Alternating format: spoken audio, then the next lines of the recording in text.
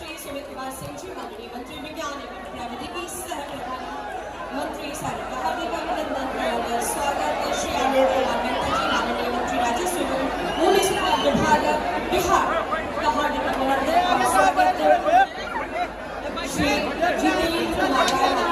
उठाया कि भाई इस तरह का काम होना चाहिए। कई लोगों ने बताया कि क्या काम हो रहा है, तो हम आप सब लोगों से यही कहना चाहते हैं, महागठबंधन की सरकार नीतीश कुमार जी के नेतृत्व में जो बनी है, आदरणीय लालू जी का जो आशीर्वाद है, और लोग सब लोग मिलकर के जो समाज में अंतिम पैदान पे खड़ा जो समाज, जो बैक बेंचर ऑफ सोसाइटी है, उस गरीब परिवार को हम लोगों को मुख्य धारा में लाने का काम करना है। और एक साल से कुछ ही महीने आगे हुआ, लगभग 1.5 साल होने जा रहा है, और इस सरकार ने ऐतिहासिक निर्णय लिए जो कि देश में किसी भी राज्य सरकारों ने निर्णय नहीं लिया। वो सरकार बिहार सरकार है, ऐतिहासिक निर्णय लिया और देश को एक दिशा दिखाने का काम किया। हम सब लोगों की मांग थी पुरानी कि जातीय जनगणना हो पूरे देश में, लेकिन जातीय जनगणना जब प्रधानमंत्री जी से हम लोग मिलने गए तो मना कर दिया गया कि नहीं होगा। उसके बाद हम लोगों ने निर्णय किया कि जाति आधारित गणना हम लोग बिहार में कराएंगे, यानी कास्ट पे सर्वे जो है वो कराने का काम करेंगे। आज के माहौल में कहीं भी अगर विकास की बात आए तो हम लोगों को मानना है कि विकास जो है समाज में जो अंतिम व्यक्ति जो खड़ा है उस तक पहुंचे। उसके लिए बहुत जरूरी था कि आपके पास एक साइंटिफिक डेटा होना चाहिए, आखिर पता चलना चाहिए कि कौन सा परिवार, कौन सा व्यक्ति कितना गरीब है, क्या काम कर रहा है, कौन भूमिहीन है, कौन भीख मांगने वाला है, कौन ठेला चलाने वाला है, कौन दिहाड़ी मजदूर है। तभी हम सरकार जो है उस प्रकार से योजना बना पाएंगे और उन लोगों को हम लोग लाभ पहुंचाने का काम। इस सरकार ने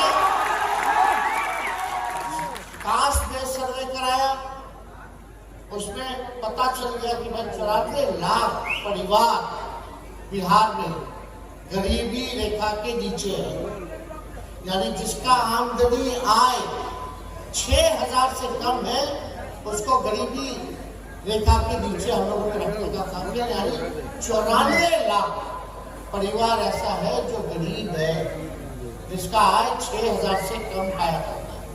और ये देखा गया कि गरीबी हर जाति में, चाहे स्वर्ण जाति के लोग हो, गरीबी वहां भी पाई गई। गरीबी पिछड़ा समाज में भी पाया गया, गरीबी अति पिछड़ा समाज में भी पाया गया, और SC ST में पाया गया। तो उस हिसाब से टोटल 94 लाख परिवार जो है उसका सामने आया, और उस हिसाब से हम लोगों को अब उनके लिए योजना बनाना। अब ये बहुत जरूरी था ये सारा चीज पता होने का। तो ये जब आंकड़ा आया तो भारत सरकार के गृह मंत्री आए, मुजफ्फरपुर आए थे, बोले कि ज्यादा लोग बढ़ा दिया। मेन मकसद था काम करने का कि भाई गरीब कौन है, और हम लोग का शुरू से ही मानना था कि गरीबी हर जाति में, और हमको गरीबी से उभारना है तो हमको चिन्हित करना पड़ेगा भाई कौन सा परिवार गरीब है, उनके लिए कल्याणकारी योजना लाए, क्योंकि ये सरकार सामाजिक न्याय के साथ साथ आर्थिक न्याय देने वाली भी सरकार है। इसका हमको सबके लिए काम करना है। लेकिन आते हैं जिनका जातिवाद सोच है, भाई हमको कहता है लोग जातिवादी। मेरी बीवी जो है वो ईसाई धर्म की है। अगर हम जातिवादी होते तो हम ईसाई धर्म में क्यों शादी करते। लेकिन ये बात कहने के लिए लेकिन अमित शाह आए, उन्होंने कहा कि यादव और मुसलमान मुक्का बढ़ा दिया गया। झूठ बोलना उन लोगों का काम है, हम लोगों का काम है केवल आप लोगों के लिए काम करना। अगर बढ़ाना होता तो माननीय मुख्यमंत्री जी कुर्मी समाज से आते हैं तो कुर्मी जाति को नहीं बढ़ा देते। ये सब बकवास वाली बात है। और किस आधार पर बोल रहे हैं? आपके पास आंकड़ा कहाँ है? ये बिहारी है जहां पहली बार जाति आधारित सर्वे हुआ है, देश में और कहीं हुआ ही नहीं है। तो आप किस आंकड़े के साथ बोल रहे हैं कि बढ़ा दिया गया हो या घटा दिया गया हो? तो ये इन लोगों को पछता नहीं ना है काम। इन लोगों को कोई काम तो है नहीं, दिन रात आएंगे, इंटरमीडिएट वाला को 12वीं का भी पढ़ाई करवा देंगे। अमित शाह जी तो बोले थे ना 12वीं के बाद इंटरमीडिएट भी करा देंगे। जितना बुद्धि होगा उतना नहीं ना ज्ञान बांटेगा भाई। ज्यादा कुछ हमको कहना नहीं, लेकिन हम लोग सब लोग ने ये निर्णय लिया कैबिनेट ने, जब आबादी बढ़ी है जिसकी, उसको उसी हिसाब से हिस्सेदारी मिलनी चाहिए।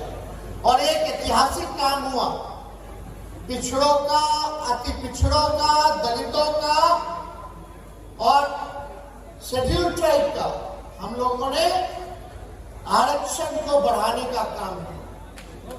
तो आरक्षण लगभग जो है पहले 50 था, अब उसको 65% कर दिया गया और 10% सामान्य वर्ग का जैसे था वो वैसे, यानी 75%। देश में बिहार ऐसा राज्य है जहां इस काम को करके दिखाने का काम है। इसमें क्या फायदा होगा? आप लोगों को जितने एजुकेशनल इंस्टीट्यूशंस थे वहां लाभ होगा, गरीब परिवारों को नौकरियों में, बहालियों में आरक्षण हो जाएगा तो उन लोगों को फायदा होगा। तो ये सारा काम जो है हुआ। और अभी हम लोगों ने कैबिनेट करके केंद्र सरकार को शेड्यूल 9 में रिकमेंड किया है कि उसको 9वीं अनुसूची में डाल दीजिए, ताकि इसके साथ कोई आरक्षण के साथ छेड़छाड़ भविष्य में ना कर सके। अब आप देखते हैं केंद्र सरकार करता है कि नहीं करता है, अनुसूची में 9वीं अनुसूची में डालता है कि नहीं डालता, ये देखने वाली बात है।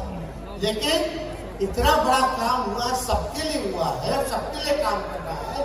अब ये फैसला हुआ जो 94 लाख, ध्यान से सुनिएगा, जो 94 लाख